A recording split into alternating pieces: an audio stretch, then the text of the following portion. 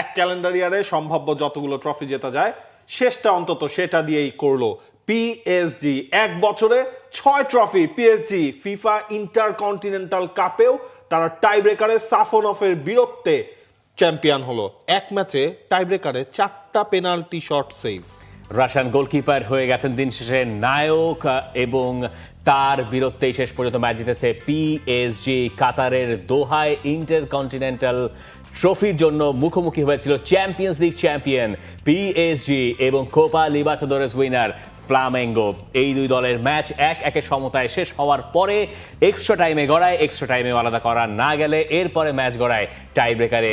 This is the man এবং he is the hero Safonov, Russian goalkeeper, second choice goalkeeper, যিনি bench থেকে থাকেন নিয়মিত এবং এই ম্যাচে তার সুযোগ হলো, তিনি গিয়ে টানা 4টা স্পট কিক ঠেকিয়ে দিয়েছেন এবং যেখানে অনেক পরিচিত নামও আছে। সল নিগেজের পেনাল্টিটা যেমন প্রথম সেভ, এরপরে একটা একটা করে সেভ হয়েছে এবং ফ্লামেঙ্গোর এই দলের সঙ্গে পিএসজির এই হাড্ডাহাড্ডি লড়াই, যার আগের রাতটা পিএসজির জন্য বেশ ভালো গিয়েছিল কারণ উসমান দেমবেলে ফিফার দ্য বেস্ট জিতেছিলেন, লুই এনরিকে করেছেন, Luis Enrique the best manager হয়েছেন এবং তার কাছেই আরো একটা শিরোপা গেছে। এই যে 6টা শিরোপা মানে হেক্সা ব্রাজিল সমর্থকেরা যেটাকে বলেন, বা বার্সেলোনাও একটা সময় যেটা করে দেখিয়েছিল, সেই 6টা শিরোপা তাদের হয়ে গেছে। French league, French cup, UEFA super cup রয়েছে, ইউএফা এরপরে কি ইউএফার পরে ইউএফা, সেখানে হচ্ছে ইউএফা সুপার কাপ আপনার রয়েছে, সেখানে হচ্ছে ইন্টারকন্টিনেন্টাল কাপ রয়েছে, চ্যাম্পিয়ন্স লিগ রয়েছে, ফ্রেঞ্চ কাপ,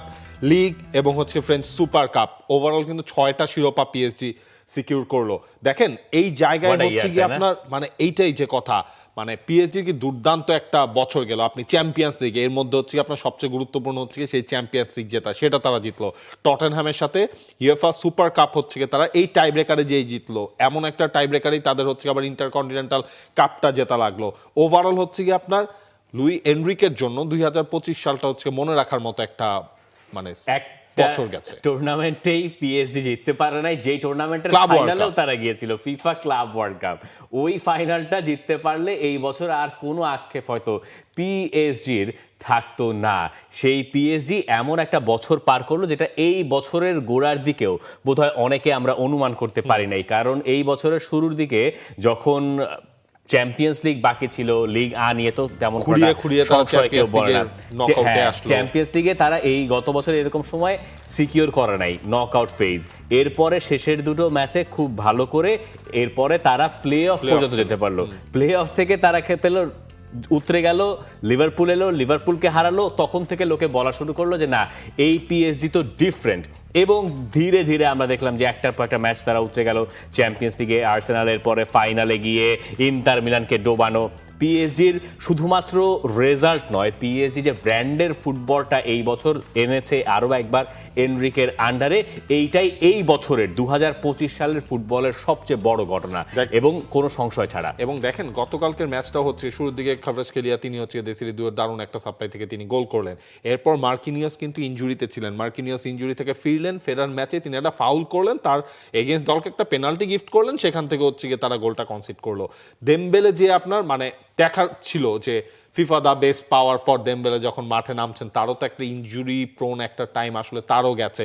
তারপর হচ্ছে তিনি যে পেনাল্টি মিস করলেন, কিন্তু এই সব কিছুতে একটা জিনিস আপনার মেনশন করতে হবে, সেটা হচ্ছে গিয়ে ফ্ল্যামেঙ্গো তারা যে অ্যাটিটিউডটা দেখিয়েছে এই ম্যাচে, মানে একটা লাতিন দল একটা ইউরোপের চ্যাম্পিয়নের সাথে খেলার সময় আপনি মাঠে তার ডিফারেন্সটা আপনি খুঁজে পাবেন না। পাওয়ার কথা কি ছিল, হয়তো ছিল, কিন্তু ফ্লামেঙ্গো কিছুদিন আগে কোপা লিবার্টাদোরেস তারা জিতলো এবং এই দলটার খেলা যে আলাদা, এইটা চ্যাম্পিয়ন্স মানে চ্যাম্পিয়ন্স ফিফা ক্লাব ওয়ার্ল্ড কাপে লোকে টের পেয়েছেন। আনফর্চুনেটলি তাদেরকে ওই টুর্নামেন্টে খুব দ্রুত এক্সিট হতে হয়েছে। এই দলটা খুব ছন্দে আছে এবং পিএসজির মতো টিমের এগেইনস্টে যে ধরনের ফুটবল খেলা দরকার ফ্লামেঙ্গো সেই ধরনের ফুটবল খেলতে পারে, এটা মোটামুটি আঁচ করা যাচ্ছিল। কিন্তু এই পুরো ঘটনার মানে অ্যান্টি ক্লাইম্যাটিক ব্যাপার হচ্ছে এই মুহূর্তে লিগ আর সবার ওপরের দলটার নাম পিএসজি নয়।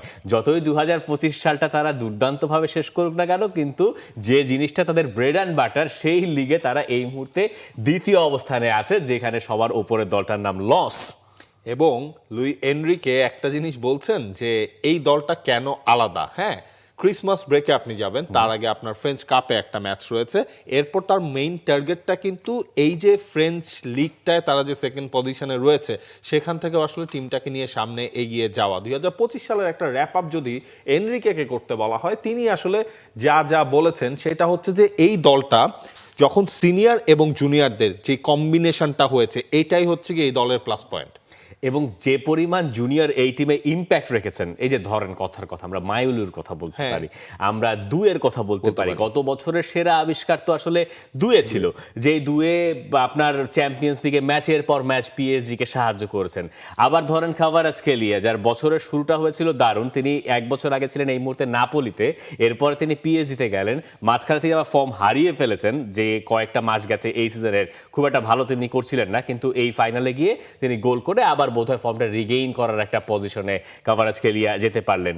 আবার দেমবেলে, যিনি ইনজুরি নিয়েই খেলছেন এই বছরটা, মানে গত বছর আপনার মানে গত চ্যাম্পিয়ন্স লিগ শেষ হওয়ার পরপরই কিন্তু তাকে এই যে বাকি সিজনটা, অর্থাৎ আপনি লাস্ট 4 মাস 5 মাস এর মধ্যে তাকে কিন্তু আপনি রেগুলার খুঁজেই পান নাই, অন অ্যান্ড অফ পাচ্ছেন। আবার এই দেমবেলেকেই নতুন করে আবিষ্কার করা হয়েছে এই বছরে, আমরা যেটা এই এনরিকেই আবিষ্কার করেছে, যে কারণে পিএসজির এত সাফল্য আমরা বলছি বছরটা এইরকম সোনায় মোড়ানো।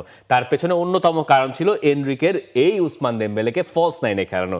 যে আবিষ্কারে বার্সেলোনা ইতিহাস গড়েছিল, সেরকম একটা আবিষ্কারে বার্সেলোনার সাবেক কোচ এনরিকে পিএসজি কে ইতিহাস গড়ার জায়গায় নিয়ে গেছেন এই বছরটা। তাই পিএসজি খুব ভালো মতো মনে রাখবে, এবং সমর্থকেরা, ফুটবল সমর্থকেরা আলাদা করে মনে রাখবেন এই বছরটাকে আসলে পিএসজির বছর হিসেবে। এবং আপনার কাছে দর্শক জানতে চাই যে পিএসজি কে নিয়ে আপনার মতামত কি, এবং এই বছর পিএসজির কেমন গেল, সেসব নিয়ে আপনার দৃষ্টিতে সেরা ফুটবলারকে পিএসজির ক্ষেত্রে যদি সেরা ফুটবলার বলেন আমি বলবো হচ্ছে আশরাফ হাকিমি। হ্যাঁ, আশরাফ হাকিমি। আচ্ছা, একটা লোক ব্যালন ডি'র জিতছে, একটা লোক ফিফা দা বেস্ট জিতছে, এরপরে আপনি আশরাফ হাকিমির বেস্ট বলতেছেন?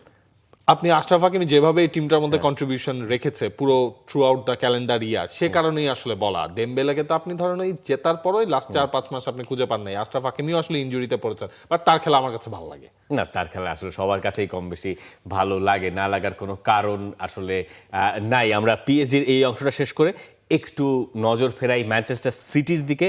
ম্যানচেস্টার সিটি সময় বিদায় নেওয়ার সময় হয়ে গেছে, আমরা একটু বিদায় নিয়ে নেই। যারা এতক্ষণ টেলিভিশনে আমাদের সঙ্গে ছিলেন, আমাদের এই শোটা কন্টিনিউ করছে ডিজিটাল প্ল্যাটফর্মে, যেখানে আমরা কথা বলতে চাই ম্যানচেস্টার সিটি নিয়ে, হালকা একটু সেরিয়া নিয়ে, এবং একই সঙ্গে বাংলাদেশ ফুটবল লিগ নিয়ে। যারা আমাদের সঙ্গে যুক্ত থাকতে চান, টেলিভিশন স্ক্রিনে যারা ছিলেন, তারা দয়া করে টি স্পোর্টসের যে ইউটিউব চ্যানেল রয়েছে বা ফেসবুক, সেখানে গিয়ে যে লাইভ স্ট্রিমিংটা চলছে সেটার সঙ্গে যুক্ত হতে পারেন, সেখানে বাকি কিছু কন্টিনিউ করছে। আর টেলিভিশন স্ক্রিনে যারা এতক্ষণ ছিলেন তাদের সবাইকে ধন্যবাদ দিয়ে আপাতত আমরা ছোট্ট 10 সেকেন্ডের একটা পজ নিচ্ছি, এরপর আবার ফিরছি। For more updates, subscribe to our YouTube channel and click on the bell icon. Follow us on Facebook and Instagram.